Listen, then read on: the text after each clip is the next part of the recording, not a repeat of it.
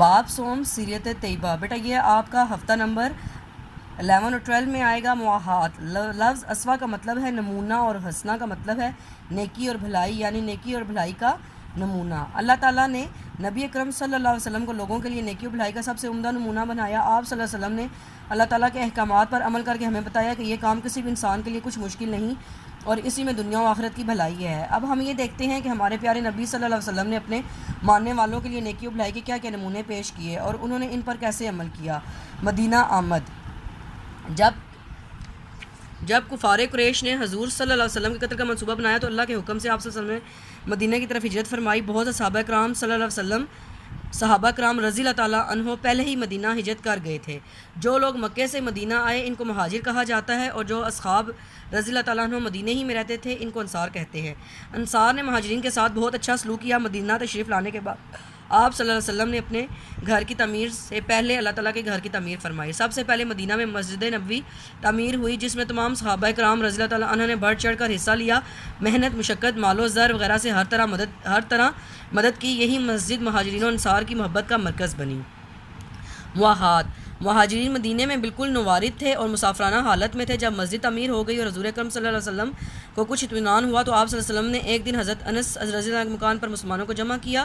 ان میں 45 مہاجرین 45 انصار تھے۔ آپ صلی اللہ علیہ وسلم نے دونوں یعنی مہاجر و انصار میں سے دو اشخاص کے درمیان رشتہ مواہات قائم کیا، یعنی ایک مہاجر کو ایک انصار کا بھائی بنا دیا۔ انصار کا اثار۔ انصار نے جس اثار و قربانی کا مظاہرہ کیا اس کی مثال دنیا کی تاریخ میں نہیں ملتی۔ انصار اپنے مہاجر بھائیوں کو اپنے ساتھ لے گئے اور اپنے مال و دولت، جائیداد، کھیتی باڑی، غرض کے تمام چیزوں میں برابر کا حصہ دار بنائے، لیکن مہاجرین انصار پر بوجھ نہیں بننا چاہتے تھے، بلکہ وہ چاہتے تھے کہ اپنی محنت اور کوشش کی بدولت اپنے حالات بہتر بنائیں۔ اس لیے ان مہاجر صحابہ رضی اللہ تعالیٰ عنہ نے اپنے انصاری بھائیوں کو شکریہ ادا کرتے ہوئے کہا، ہمیں تو آپ ذریعہ معاش کے سلسلے میں مدد اور رہنمائی کر دیں، یہی آپ کی ہمدردی کا بہترین ثبوت ہوگا۔ انصار کے پاس کھجوروں کے باغات تھے، انہوں نے ان باغات کو بھی اپنے بھائیوں میں تقسیم کرنے کی پیشکش کی، لیکن نبی اکرم صلی اللہ علیہ وسلم نے صرف پیداوار میں سے مہاجرین کو حصہ دلایا۔ 4 ہجری میں یہودیوں کے قبیلے بنو نذیر کے باغات مسلمانوں کے قبضے میں آئے تو آپ صلی اللہ علیہ وسلم نے انصار کو بلایا، فرمایا کہ اگر تم مناسب سمجھو تو نئی زمینیں مہاجرین میں تقسیم کر دی جائیں اور پیداوار میں تم لوگوں نے انہیں جو حصہ دیا ہے اسے واپس لے لو۔ انصار نے کہا کہ ہمارے باغات بھی ان کے پاس رہنے دیے جائیں اور نئی زمینیں بھی انہیں دے دی جائیں۔ مہاجرین انصار کو تکلیف نہ دینے کی خاطر محنت کا راستہ اپنایا، چنانچہ زیادہ تر مہاجرین نے تجارت کے ذریعے اپنی روزی کا سامان پیدا کیا۔ اللہ تعالیٰ کو مہاجرین کی ہجرت اور انصار کا اثار اس قدر پسند آیا کہ اللہ تعالیٰ نے سورہ انفال میں خاص طور پر اس کا ذکر فرمایا۔ ترجمہ: اور جنہوں نے ہجرت کرنے والے کو جگہ دی، ان کی مدد کی، وہ آپس میں ایک دوسرے کے رفیق ہیں۔